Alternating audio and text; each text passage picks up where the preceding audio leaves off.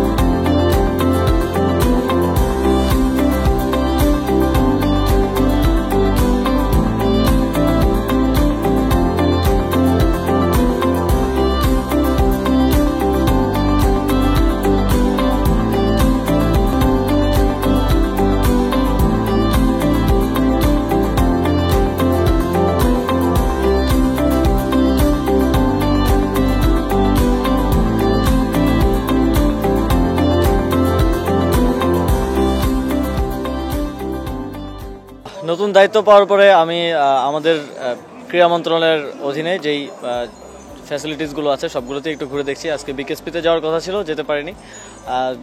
ক্রীড়া পরিদপ্তর সহ এখানে বিসিবিতে আসা হয়েছে। অবকাঠামোগত যেই অবস্থা আছে সেটা দেখতে চেয়েছিলাম, সেটা দেখলাম ঘুরে ঘুরে সব জায়গায়।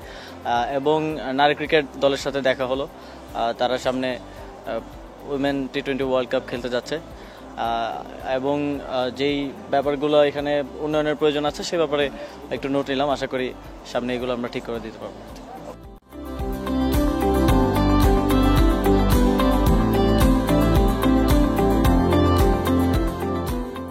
প্রিয় নাম্বার সেট করে বিকাশে সেন্ড মানি করুন ফ্রি।